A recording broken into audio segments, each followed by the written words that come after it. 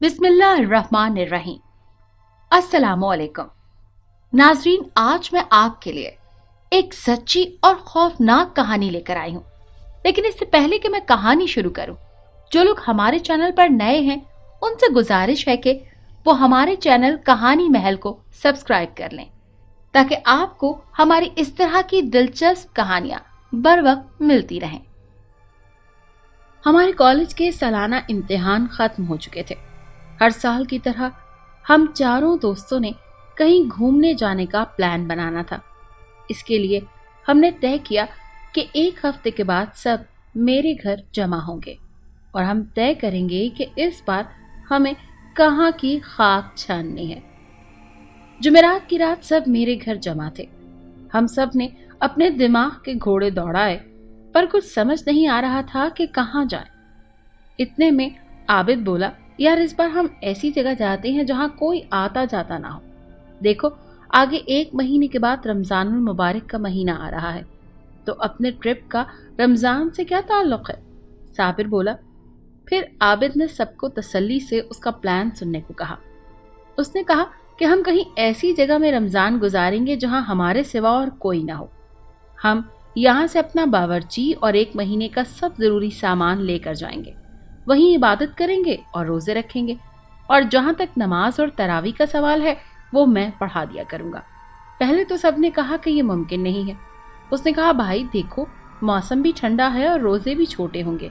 सबने आखिर में ये फैसला लिया कि पूरे रमजान तो नहीं, बस आखिर के 5 दिन हम उस जगह गुजार देंगे। सब राजी हो गए, पर अब मसला था कि जाएं कहाँ।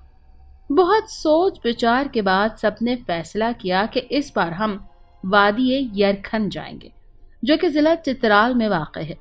जितना वक्त हमारे पास था, हमने तमाम जरूरी मालूमात और नक्शे वहां के लिए ताकि हमें बाद में कोई परेशानी ना हो। रमजान मुबारक शुरू हो चुके थे। हम चारों चूंकि एक ही मोहल्ले के थे, इसीलिए रोज नमाज और तरावी में मुलाकात होती थी।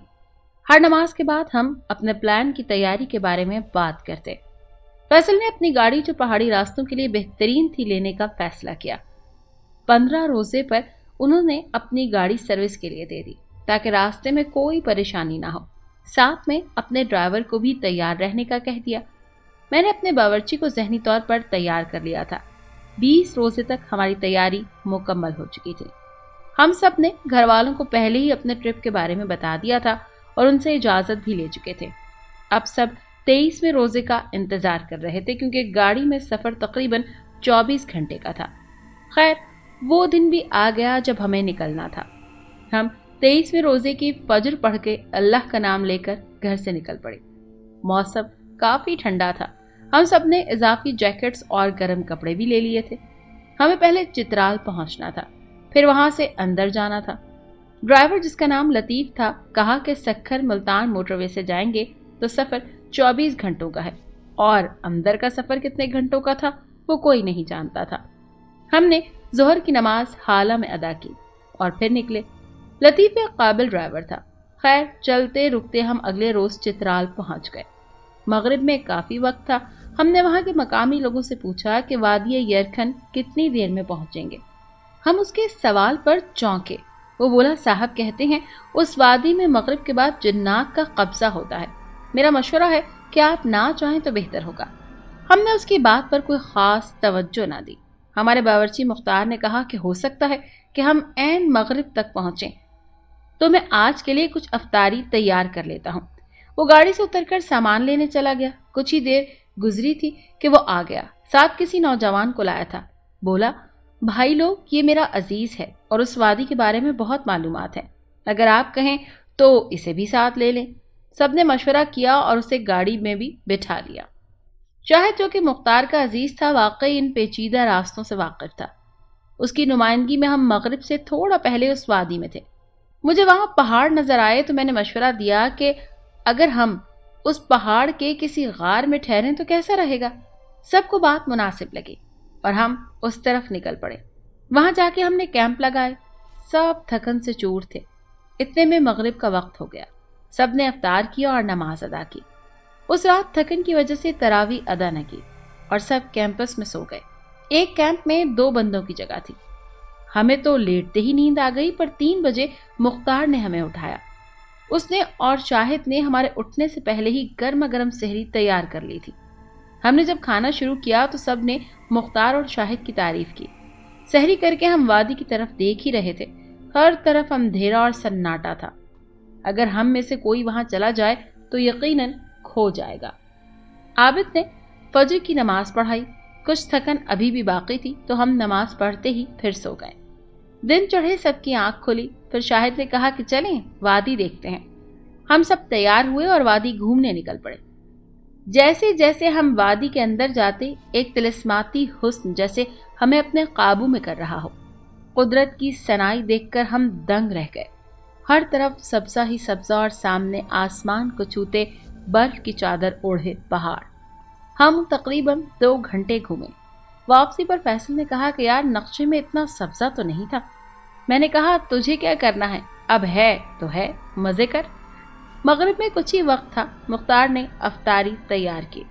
मगरिब हुई, सब ने मिलकर अफ्तार किया। उस दिन शाहिद ने मुअज्जिन की जिम्मेदारी संभाली। जब शाहिद ने आजान दी तो सब पे जैसे सख्ता तारी हो गया। इतनी खूबसूरत आवाज और लहन हमने आज तक नहीं सुनी थी। नमाज के बाद हम सब अगले दिन की प्लानिंग करने लगे। उस रात मुझे नींद नहीं आ रही थी। मैंने सोचा कैंप के बाहर जरा ठंडी हवा खा ली जाए। अकेले जाते हुए डर भी लग रहा था, क्योंकि उस आदमी ने हमारे जहनों में जन्नात की बैटरी जो फिट कर दी थी। फिर सोचा बाहर नहीं जाता, बस कैंप के पास ही बाहर का नजारा करता हूं। मैंने बाहर झांका। मौसम पुरसुकून था। ठंडी हवा के झोंके उसे और भी दिल फरेब कर रहे थे और उस हवा में एक अजीब सी भीनी भीनी खुशबू फैली हुई थी। मैंने देखा मुख्तार के कैंप के बाहर कोई है। मैंने आवाज दी पर कोई जवाब ना आया। मैंने हिम्मत करके बाहर जाने का इरादा किया और साथ अपनी छड़ी भी ले ली। मैं आहिस्ता आहिस्ता कदम बढ़ाता हुआ वहां पहुंचा तो देखा मुख्तार कुरान पाक की तिलावत कर रहा था। मैंने उसे फिर आवाज दी पर उसने सिर्फ हाथ का इशारा कर दिया।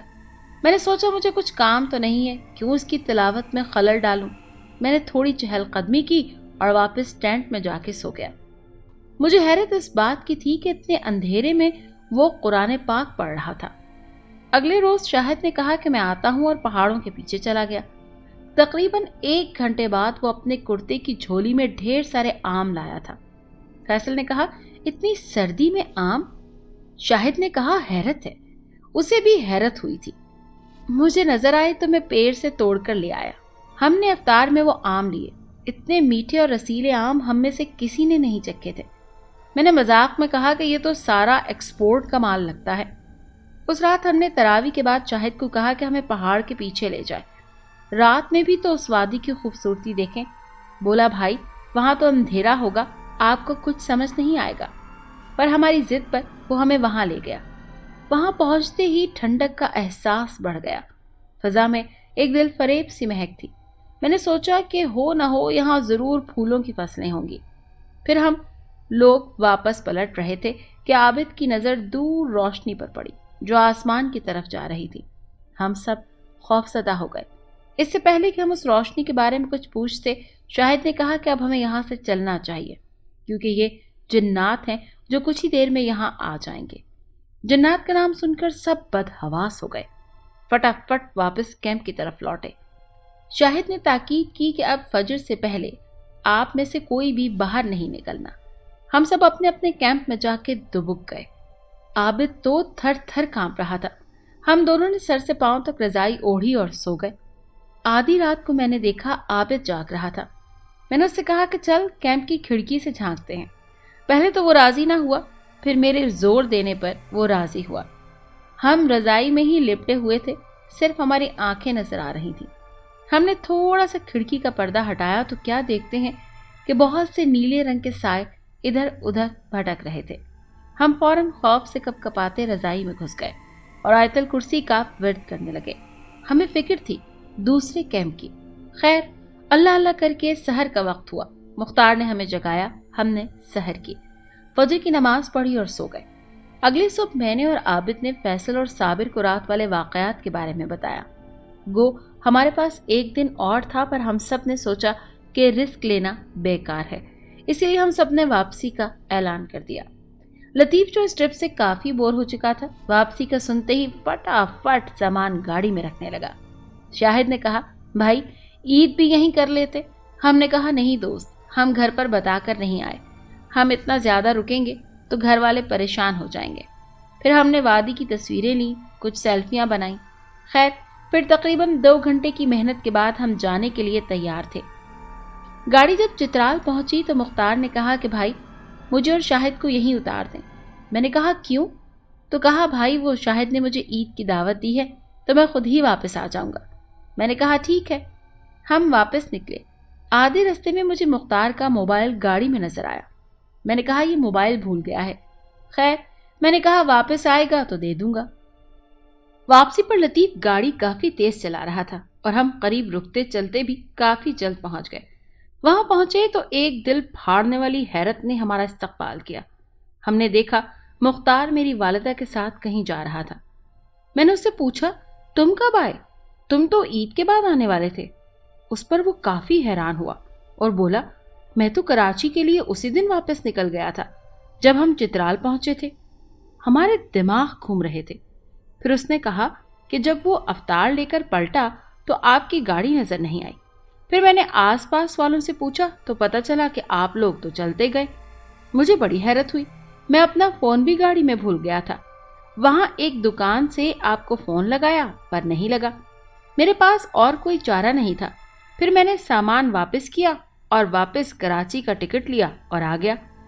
ہم سب کی حیرت اور خوف کے مارے ٹانگیں لرزنے لگی۔ تو پھر جس نے ہمارے ساتھ اتنے دن گزارے وہ کون تھے؟ ہم سب نے اپنے اپنے موبائل نکالے جن میں سب کی تصویریں تھیں پر شاہد اور مختار کی نہیں تھی۔ اس دن تو ہم تھکے ہوئے تھے۔ اگلے روز مولوی صاحب سے اس بارے میں رجوع کیا۔ انہوں نے کہا ایسا ہو سکتا ہے کہ جنات آپ کے ساتھی کے روپ میں آپ کے ساتھ رہے ہوں، کیونکہ آپ کے مطابق وہ نماز قرآن پڑھتے تھے تو وہ پاک جنات کے قبیلے سے ہوں گے۔ آپ لوگ خوش نصیب ہیں جو ان کے ساتھ نماز بھی پڑھی اور افطار بھی کیا۔ آج بھی یہ واقعہ یاد آتا ہے تو روح کانپ جاتی ہے۔